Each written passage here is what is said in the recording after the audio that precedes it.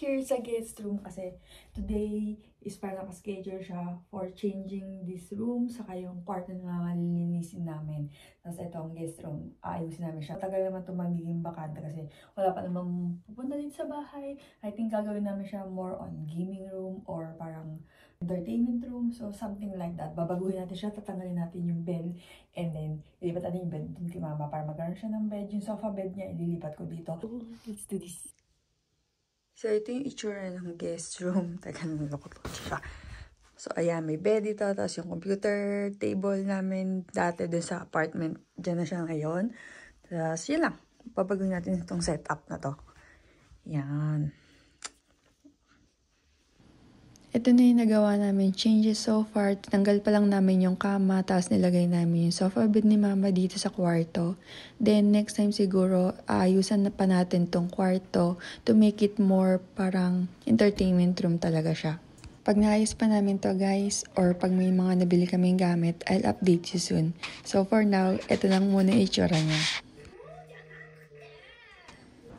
Sa long day, I decided na ipakat na yung hair ko. Gusto ko lang ulit ng ibang style naman. Since 2 years mahigit na mula nung huling nagpa-short hair ako. Last year ko pa talaga gusto magpagupit. Pero napapaisip kasi ako kung hanggang saan ba talaga yung gusto kong ipagupit. Pero yan na siya. Pinagupitan ko siya ng above the shoulder.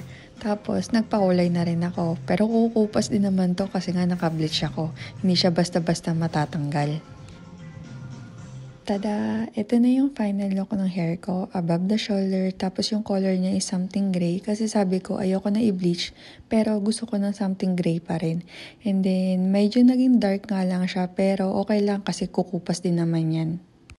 Good morning guys! So pupunta tayo ngayon sa Shirakawa Go and sasama namin kayo. So long weekend namin ngayon kaya pupunta kami ng Shirakawa Go and Takayama. Nagpagas muna kami dito kasi half lang yung bar na meron kami. So, tapos nito, wait lang. Tapos nito, pupunta na kami ng convenience para bumili ng breakfast. Oh, bibili din ako. So, lagay mo na. Lagay mo yung egg. Nashmas. Tapos ito din, hitokuchi, mochi. So, yan. And then, let's grab some coffee.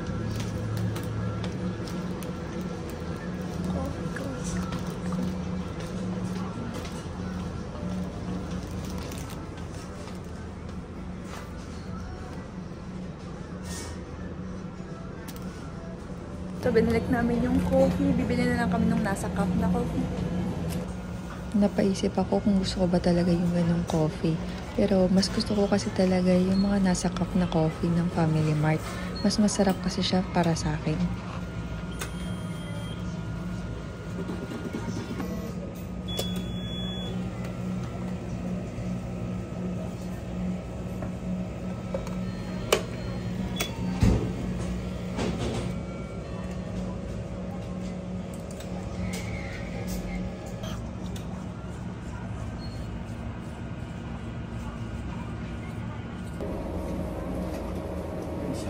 We got our coffee, so let's go guys! Punta na tayo sa Shirakawa Go. And teka lang, aray ko. Hindi ko mabuksan yung pinto. Medyo maulan nga, pero sana sa Shirakawa Go is uulan ata ng snow. Let's see! Wait, tanggalin ko lang yung bag ko. Tignan niyo yung cup nitong Mopus, ay ng Family Mart. Ang cute oh. So last time meron din ako nakuha na ganito. Ibang style naman. Ito yung kay Kevin. Ang cute ng mga cup namin. Ang cute. Meron pa, pag may mga M size, red cup naman siya, pero cute din yung mga design niya. Pero hindi naman kasi ako nag-M size na coffee. Mag-breakfast muna kami dito sa loob ng sasakyan before kami pumunta sa Shirakawa Go para dire-diretso na lang yung pagmamaneho. Ito nga pala yung binili namin, yung egg sandwich, saka yung chicken ng Family Mart.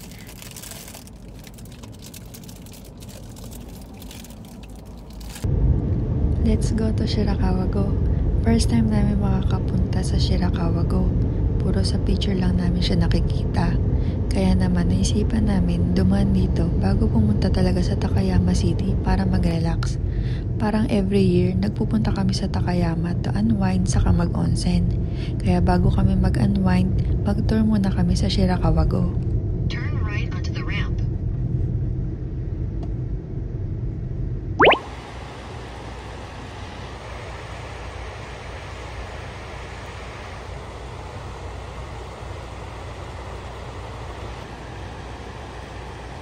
Nandito na tayo sa Shirakawa Go. Ito yung bumungad sa amin. Sobrang ganda ng view. Ang lakas nga lang din ng snow. Tapos basa yung daanan. Kaya napapaisip kami kung lalakad ba kami ng sobrang layo or sa medyo bungad lang tapos diretso kami sa observation deck na. Natagal lang kami dito sa tulay kasi sobrang ganda ng view and marami kaming kinulang picture sa video. Ang aesthetic din ng mga cafe, tapos sinamahan pa ng snow kaya parang sobrang gandang-ganda ako sa view na nakikita ko. Malayo-layo na rin yung lakad namin, kaya dediretso na rin kami sa observation deck kasi may daanan pala dito. Ang bala kasi sana namin, magpa-park na lang kami sa taas.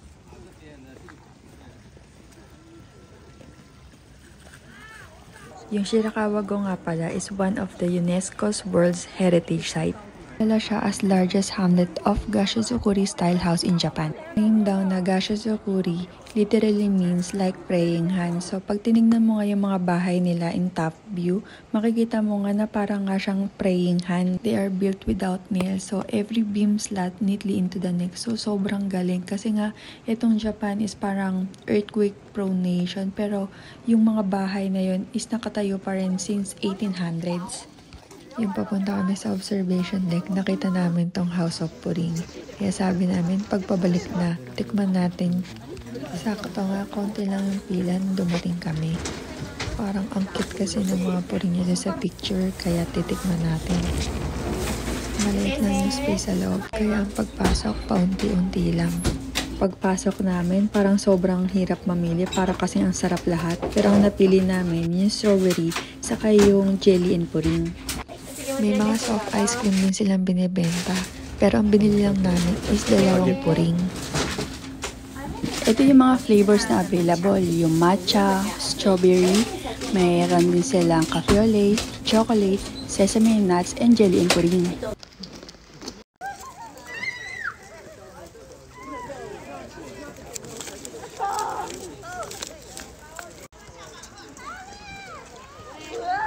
So, nag-stop over kami dito sa may Shirakawa Go House of Puring. So, bumili kami nito. Ito, sample. Yung kanina pinakita ko yung strawberry. Tapos yung isa, jelly and pudding ba yun? Pudding and jelly. So, makikita. Maraming tao dito. So, titikman natin mamaya sa sasakyan or somewhere kung masarap ba yung pudding nila. So, magkano isa? 500? 500 and 400 something yung isa. Parang yung strawberry is around 500. Tapos yung isa 480. 480 and above. So, ang cute din ng store niya. So, kasi syempre nandito kami sa Shirakawa Go. So, ang store niya is eto, this one. So, ang cute. So, let's go home. And mag-lunch muna kami after this. So, ayun yung pila. Kanina walang pila dyan. So, ngayon medyo mahaba-haba na siya. Ang cute.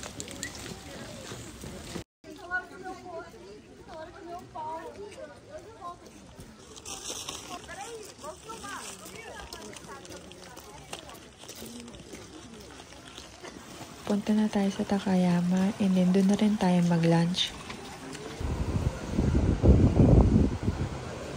Yung first day namin, dito kami mag-i-stay sa Takayama Uyuan.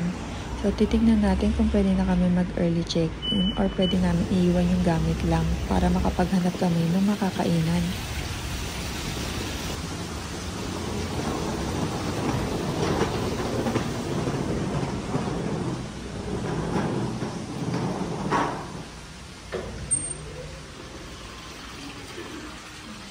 Ito na kami sa Takayama and yung check-in time namin is 3 PM pa. Hanap muna kami ng kakainan pero mostly yung kainan dito is around 2:30, 3 PM. Close na sila. So, close na sila ng 3 PM. So, dito tayo napadpad ngayon sa, anong pangalan ito? Hindi ko alam pangalan ng cafe. Basta dito tayo napadpad.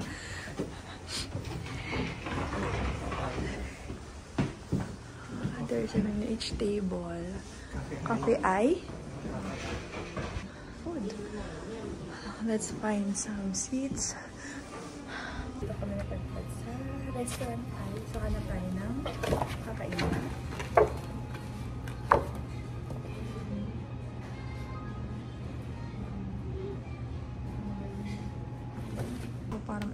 gusto ko.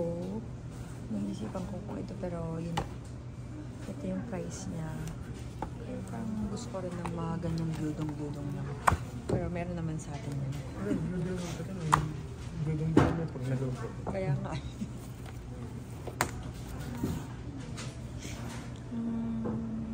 So, pwede rin ako mag-katsu. Ito, katsu. Ito, katsu. Katsu, katsu. Ito pala. Itong katsu or ebi fry. So,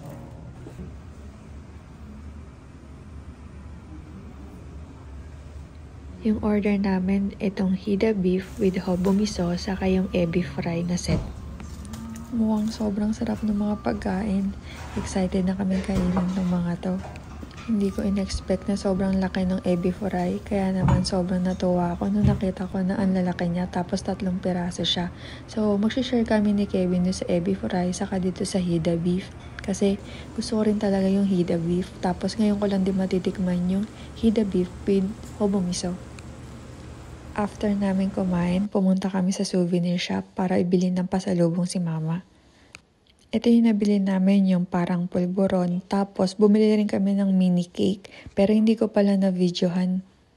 Hanggang dito na lang. So see you sa part 2 nitong vlog natin. Bye!